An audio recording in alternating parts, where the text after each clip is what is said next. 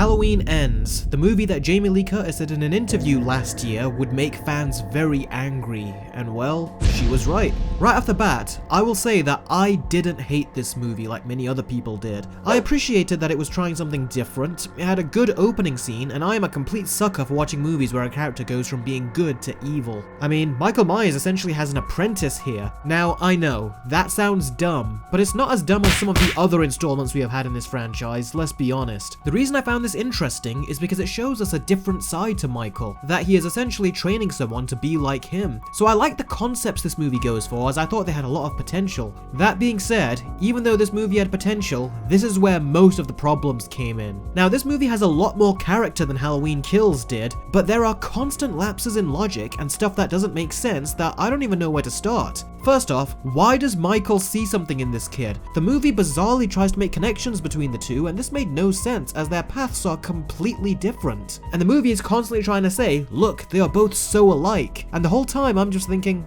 no they're not. Second, the movie does that thing in Hollywood where if they want to show that two characters like each other, all one of them has to do is look at the other and smile. I hate this trope, as it makes for some of the most lazy character relationship setups that I have seen. This happened in the Chucky TV series and I couldn't believe what I saw, and now it's made its way to the Halloween franchise. And I found it very odd how Allison just suddenly likes this guy. It honestly came out of nowhere and made no sense. Also, Corey constantly kills people and then he keeps going back to Allison and says, I don't know what's happening to me.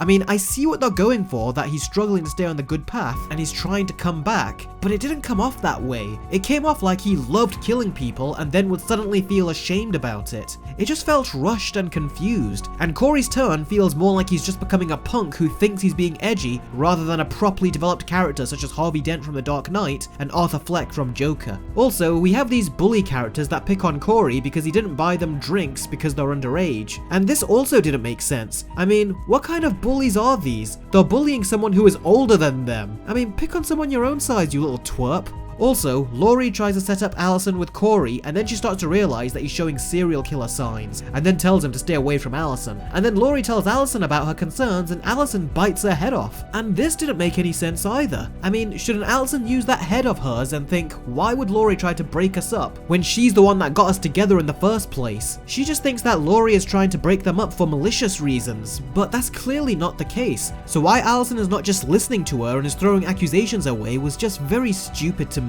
and didn't make sense. Also, on the subject of Allison, this movie just cemented how pointless her mother's death was in the last film. I thought her death would have felt meaningful and impactful in this movie, to both Laurie and Allison, and it really didn't. Aside from the odd reference to her, it actually felt like she never even existed. Now, there are a lot of other problems, but let's talk about the biggest problem with this movie, and undoubtedly why most people despise it, and that is Michael Myers. First off, Michael doesn't show up until 40 minutes into the movie, and even then he doesn't really do anything. And the other problem is that he is so weak and can barely kill one guy. Yeah, Michael Myers, the person who kills tons of people with his bare hands, can't even kill one guy. Those 4 years have made him decrepit, I suppose. Also, this movie just might hold the record for giving Michael the least amount of kills in any Halloween movie. He only kills 2 people, 3 if you count Corey, but he was already dead at this point, so it doesn't really count. And also, the way they killed Michael just felt too easy. Michael has taken a lot of beatings in the previous movies, and to find that this was the way they knocked him out made no sense. Also, Michael has barely any screen time in the movie.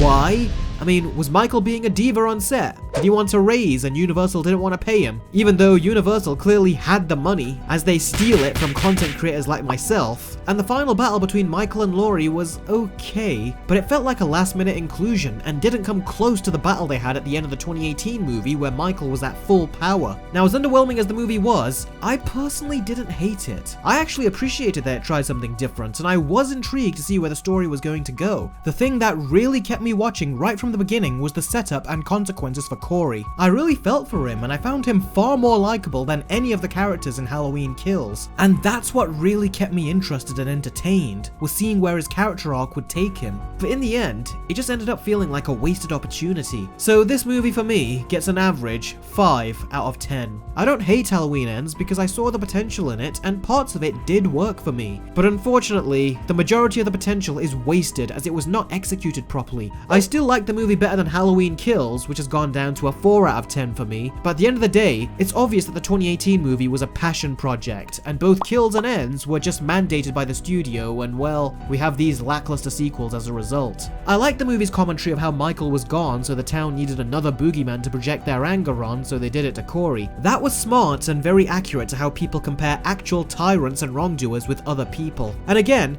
I actually didn't mind the idea of Michael Myers having an apprentice. I actually thought it was quite cool seeing the two work together. I just wish they would have had more teamwork scenes like this instead of just the one. But again, it all falls on the execution, and Corey's turn into becoming the murderer felt so freaking forced and quick. And Michael Myers was too freaking weak in this movie and felt like he was getting his butt kicked by everyone, including Corey when he tries to take Michael's mask off. This looked so freaking stupid and was just the wrong thing to do with such an iconic character. So yeah, if you hate this movie, I can completely see why. And even I have no hesitation in admitting that this was such a letdown of a conclusion to the new Halloween trilogy.